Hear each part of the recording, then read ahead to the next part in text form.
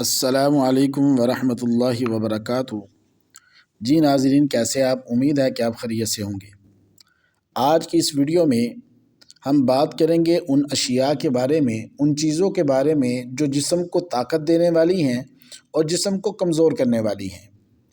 تو اس میں ایک بزرگ کا آپ حضرات کے سامنے قول نقل کرتا ہوں۔ کسی شخص نے کسی بزرگ سے پوچھا کہ جسمانی قوت کی حفاظت ہم کیسے کر سکتے ہیں؟ کون سا وہ طریقہ استعمال کیا جائے کہ جس کی وجہ سے ہمارا جسم مضبوط رہے، قوت والا رہے، کمزور نہ ہو؟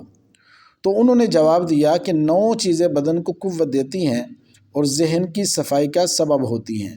ان کا اگر بندہ ہمیشہ خیال رکھتا ہے تو بندہ اپنے اندر طاقت کو محفوظ رکھتا ہے، اس کی طاقت کم نہیں ہوتی۔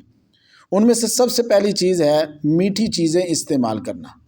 اس کی وجہ سے بندے کی قوت جو ہے وہ مضبوط ہوتی ہے اور دیر پا رہتی ہے، لیکن اعتدال کے دائرے میں رہتے ہوئے۔ کوئی بھی چیز ہے اگر اس کو اعتدال سے ہٹ کر استعمال کریں گے تو وہ نقصان دے گی۔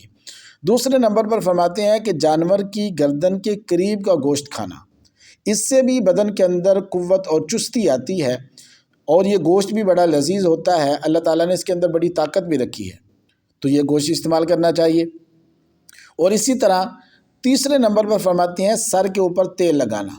تیل لگانے سے بھی دماغ فریش ہوتا ہے، اور اگر جس بندے کا دماغ فریش ہے تو ظاہری بات ہے پورے کے پورے جسم پر اس کا اچھا اثر جو ہے وہ مرتب ہوتا ہے، اور اگر دماغ ہی اس کا خراب ہو تو ظاہری بات ہے اس کے دن کو بھی 12 ہی بجے رہیں گے۔ اور اسی طرح چوتھے نمبر پر فرماتے ہیں ٹھنڈی روٹی استعمال کرنا۔ آج ٹھنڈی روٹی کو کوئی پوچھتا ہی نہیں ہے، گرما گرم کے ہم عادی بن چکے ہیں۔ تو ٹھنڈی روٹی کھانے سے بھی بدن کے اندر قوت آتی ہے، طاقت آتی ہے، تو لہٰذا ٹھنڈی روٹی بھی استعمال کرنی چاہیے۔ اگر گھر میں روٹی بچ گئی ہے تو اس کو ضائع نہیں کرنا چاہیے، بلکہ ٹھنڈی روٹی کھانے سے اللہ تعالیٰ نے قوت کے اندر اضافہ کرنے کا اس کو سبب بنایا ہوا ہے، تو اس کو استعمال کرنا چاہیے۔ اور اسی طرح 5ویں نمبر پر فرماتے ہیں سرخ منقہ استعمال کرنا۔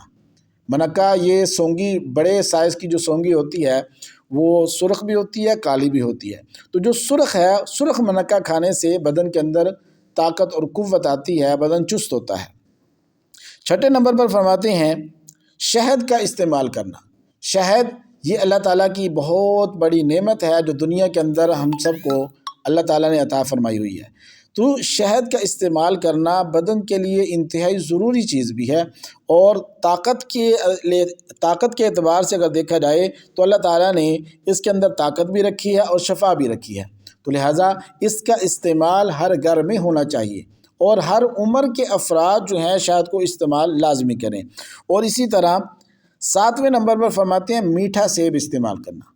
میٹھا سیب استعمال کرنا، اس سے بھی بدن کے اندر قوت اور طاقت آتی ہے۔ کھٹا سیب جو ہے وہ استعمال نہیں کرنا چاہیے، کیونکہ کھٹا سیب استعمال کرنے سے بعض دفعہ بندے کو نسیان کی بیماری، بھول جانے کی بیماری لگ جاتی ہے، بندے کا حافظہ کمزور ہو جاتا ہے۔ اور اسی طرح 8ویں نمبر پر فرماتے ہیں کشمش کھانا، سونگی، ٹھیک ہے، سونگی کھانے سے بھی بدن کے اندر قوت اور طاقت آتی ہے۔ اور اسی طرح 9ویں نمبر پر فرماتے ہیں گیہوں کھانا، یعنی جس کو ہم جو بھی کہتے ہیں، تو جو کا کھانا خواہ اس کا آٹا بنا کر کھایا جائے یا اس کو ویسے ابال کر کھا لیا جائے، تو دونوں صورتوں میں وہ طاقت کا خزانہ ہے۔ تو یہ 9 چیزیں فرماتی ہیں کہ بدن کو طاقت اور قوت دینے والی ہیں، اور طاقت کو بحال رکھنے والی ہے، دیر پا رکھنے والی ہیں۔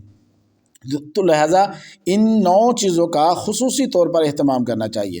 اور اسی طرح فرماتے ہیں کہ 4 چیزیں ایسی ہیں جو خصوصی طور پر بندے کو لاغر اور کمزور بنا دیتی ہیں۔ ان میں سے سب سے پہلی چیز ہے کہ ضرورت سے کم کھانا، جتنی بدن کو کھانے کی ضرورت ہے اس سے بھی کم کھانا، تو اس سے ظاہری بات ہے بدن کمزور ہو جائے گا۔ دوسرے نمبر پر فرماتے ہیں جسم سے خون کا نکالنا۔ اگر خون کسی مجبوری کی وجہ سے نکالا گیا ہے تو ایسی غذائیں استعمال کرنی چاہیے کہ خون کی وہ مقدار جو ہے بدن کے اندر پوری ہو جائے۔ اور تیسرے نمبر پر فرماتے ہیں حمام یا غسل خانے میں دیر تک رہنا، اس سے بھی بدن کمزور ہو جاتا ہے، تو لہٰذا اس امر سے بھی بچنا چاہیے۔ اگر کسی کو قبض ہے یا کوئی اور کوئی مسئلہ بنا ہوا ہے تو اس کا جلدی سے جلدی جو ہے وہ علاج کروانا چاہیے۔ اور اسی طرح 4تھے نمبر پر فرماتے ہیں غروب آفتاب کے فوراً بعد سو جانا، اس سے بھی بدن کمزور ہو جاتا ہے، لہذا غروب آفتاب کے بعد نہیں سونا چاہیے بلکہ رات کو ہی سونا